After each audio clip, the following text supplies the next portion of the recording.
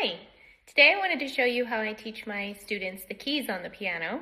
A lot of students get confused on G and A on the piano, and I came up with a way to help them not be confused at all, ever. One of the things that I do is I have little animals and things in here. You can get small toys, Japanese erasers, anything like that will work. They just have to be small enough to fit on the keys. And these are little dogs that I have that are little toys that I got a long time ago. But what I do is I start with the 2 black keys. And I teach ages, the youngest I've taught is 3. So I start with the 2 black keys because their hands can generally fit the 2 black keys okay with a hand slap, not necessarily spreading the fingers, but I start with the 2 black keys because they're some of the easiest to find on the keyboard.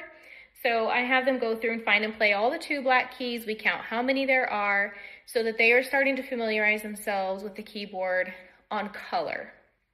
We find the 2 black keys and we work on those for a few weeks, and we work on pieces that teach those keys.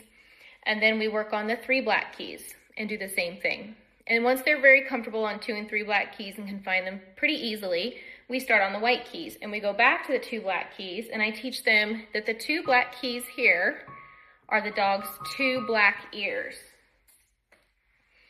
And that's where I use my little dogs here. So I teach them dog starts with D, the letter D, and dog lives between his 2 black ears. So we go through and we find D, and we put these little dogs on all the keys D.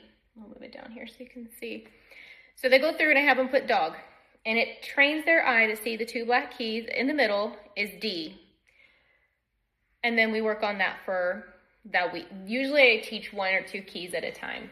I try to focus on 1, depending on the student, but I have them work on finding D and play it all up and down the piano. I tell them make up a D song. They can use the pedal, any of the pedals, do whatever they want. Make it staccato, non-legato, come up with whatever they want to, just using those keys. Then I teach them the letter C, and I have little cats for those. And I tell them generally cats are smaller than dogs, they're closer to the ground. And we have little cats here. And because cats are closer to the ground, they are low. That means they're below dog. So then we find all the C's below dog. We place the dogs on the keys, and then we place the cats on the keys. And I teach them as well that the last key on the piano is special. Cats like to hide. We have a hidden kitty on the piano, and therefore I teach them the last key on the piano is C, because that one's hard to find because there are no 2 black keys around it. So, but they never forget. They always remember that's the hidden cat up there. So then we go through and learn to find the key C, make up a song that week. And then we go to E, and we use elephants for E. And I tell them elephants are big. These are little tiny ones though. But elephants are big, they're higher up in the sky. So they go above dog and cat, and we find all the E's. So the 2 black keys are associated with animals. Cat, dog, elephant. They learn that, they learn it easily. And then I work on some pre-reading pieces that just use the keys C, D, E, so they get used to going in all different methods with that. C, D, E, E, D, C, D, C, E, and they get very comfortable with those letters. Then we move on to the 3 black keys. I do not stick with animals because I find if you keep the same theme for 3 black keys and 2 black keys, it just gets jumbled in their mind. So we move on to Grandma's house. Grandma's house is 3 black keys. Grandma has a front door, F. Grandma has a back door, B. Outside of both of those doors are all of her animals. She has cats, dogs, and elephants in her front yard and her backyard. They never forget it. They always remember which one is F and B. And sadly, I don't have little toys for those, but we'll either use the cat, dog, and elephant again, but I try to use something different. So I have little Japanese eraser snowmen, and we place those on F and B.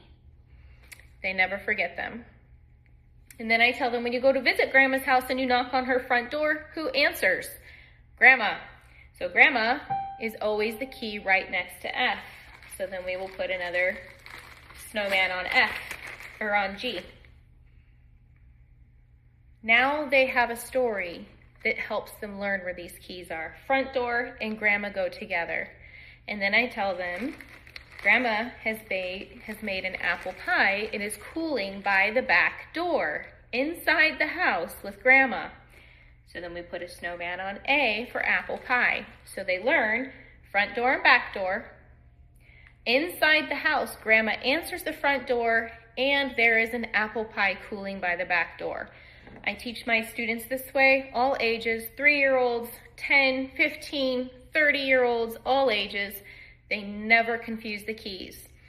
And I will link this video too with this one, but I also use a game on the iPad called B's Keys, where they select the correct key that the B is holding the letter for, and they learn to find those keys all across the keyboard, no matter what. They're able to find them, they know where they're at. They use the 3 black keys and the 2 black keys to find the white keys. In time, they don't have to use those anymore. They'll just have it memorized like the back of their hand, and they will be able to find all the keys. And then I also tell them there's an extra apple pie at the bottom of the piano. The lowest key is A, and next to that is an extra back door. We don't know why grandma has an extra back door, but there's one. I just make it funny, and it's memorable. They never forget it, so that they know there's a hidden cat up high, there's an extra apple pie and back door at the very lowest notes of the piano, and that's how I teach the keys to all of my students. Nobody ever gets confused. Nobody has any trouble. I hope that helps you.